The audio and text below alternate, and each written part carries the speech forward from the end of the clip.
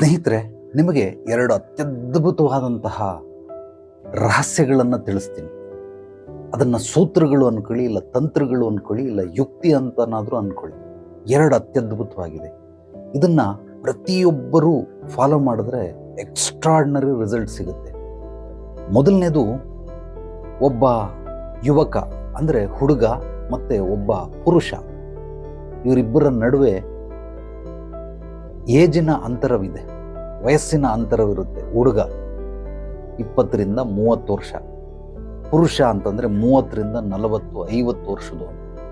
ಈ ಹುಡುಗ ಏನು ಮಾಡ್ತಾನೆ, ಅವನನ್ನು ಕಾಪಾಡ್ಕೊಳ್ಳೋದಕ್ಕೋಸ್ಕರ ಬದುಕ್ತಾ ಇರ್ತಾನೆ. ಅವನು ಸುಖ ಬೇಕು, ಅವನಿಗೆ ಏನೇನು ಬೇಕು ಇದನ್ನು ಮಾತ್ರ ಮಾಡ್ಕೊಳ್ತಾನೆ. ಇದು ಒಬ್ಬ ಹುಡುಗ ಮಾಡುವಂಥ ಕೆಲಸ. ಅವನನ್ನು ಕಾಪಾಡ್ಕೊಳ್ತಾನೆ, ಹಿಮ್ಸೆಲ್ಫ್ಗೋಸ್ಕರ ಅವನು ದೃಷ್ಟಿಕೋನ. ಅದೇ ಒಬ್ಬ ಪುರುಷ ಏನು ಮಾಡ್ತಾನೆ, ಮತ್ತೊಬ್ಬರನ್ನು ಕೂಡ ಕಾಪಾಡ್ಕೊಳ್ಳೋದಕ್ಕೆ, ತನ್ನನ್ನು ತಾನು ಕಾಪಾಡ್ಕೊಳ್ಳೋದಲ್ದಿರ ಮತ್ತೊಬ್ಬರನ್ನು ಕೂಡ ಕಾಪಾಡ್ಕೊಳ್ತಾನೆ. ಅದು ಕುಟುಂಬ ಆಗಿರಬಹುದು, ಸ್ನೇಹಿತರಾಗಿರ್ಬಹುದು, ಬಿಸ್ನೆಸ್ ಆಗಿರ್ಬೋದು, ಪ್ರತಿಯೊಂದನ್ನು. ಇವನಿಗೂ ಅವನಿಗೂ ವ್ಯತ್ಯಾಸ ಏನು? ಒಬ್ಬ ಹುಡುಗ ಅವನಿಗೋಸ್ಕರ ಅವನು ಬದುಕ್ತಾನೆ, ಒಬ್ಬ ಪುರುಷ ತನ್ನ ಕುಟುಂಬಕ್ಕೋಸ್ಕರ, ನಾಡಿಗೋಸ್ಕರ, ಇಡೀ ದೇಶಕ್ಕೋಸ್ಕರ, ಇಡೀ ಪೃಥ್ವಿಗೋಸ್ಕರ ಬದುಕ್ತಾನೆ. ಈ ಎರಡರ ವ್ಯತ್ಯಾಸಗಳನ್ನು ನೀವು ಅರ್ಥ ಮಾಡ್ಕೊಳ್ಳಿ. ಕೆಲವರಿಗೆ ಪುರುಷರಾಗಿದ್ದರೂ ಕೂಡ ಹುಡುಗರ ಥರನೇ ವರ್ತನೆ ಮಾಡ್ತಾ ಇರ್ತಾರೆ, ಆದ್ದರಿಂದ ಇವ್ರು ಯಾರು ಬೆಳೆಯೋದಕ್ಕೆ ಹೋಗೋದಿಲ್ಲ.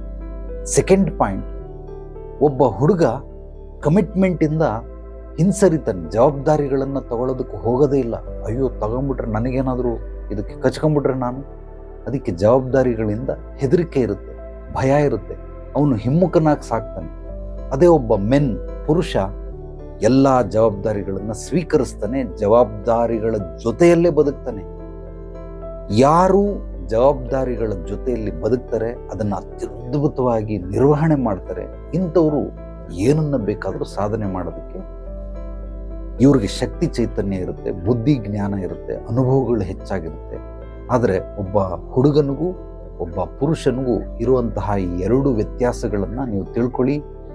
ಕೆಲವರು ಹುಡುಗರಲ್ಲೂ ಪುರುಷದ ಗುಣಗಳಿರ್ತವೆ, ಕೆಲವರು ಪುರುಷರಲ್ಲಿ ಹುಡುಗರ ಗುಣಗಳಿರ್ತವೆ. ದಯಮಾಡಿ ಆ ರೀತಿ ಮಾಡಬೇಡಿ. ನೀವು ನಿಮಗೋಸ್ಕರ ನೀವು ಬದುಕೋದಕ್ಕಿಂತ ಇನ್ನೊಬ್ಬರಿಗೋಸ್ಕರ ಬದುಕೋದು ಬಹಳ ಬಹಳ ಮುಖ್ಯ. ಎರಡನೇದು, ನೀವು ಕಮಿಟ್ಮೆಂಟ್ಗಳನ್ನು ತಗೊಳ್ಳೋದಕ್ಕೆ, ಜವಾಬ್ದಾರಿಗಳನ್ನು ತಗೊಳ್ಳೋದಕ್ಕೆ ಉತ್ಸುಕರಾಗಿರಬೇಕು. ಆಗ ಮಾತ್ರ ನೀವು ಏನಾದರೂ ಸಾಧನೆ ಮಾಡೋದಕ್ಕೆ ಸಾಧ್ಯ. ಅನುಭವಕ್ಕಿಂತ ದೊಡ್ಡ ಗುರು ಜಗತ್ತಲ್ಲಿ ಮತ್ತೊಂದಿಲ್ಲ. ಅನುಭವನೇ ಸರ್ವಶ್ರೇಷ್ಠವಾದ ಗುರು ತತ್ವ ಅಂತ ನನ್ನ ಒಂದು ಅಭಿಪ್ರಾಯ.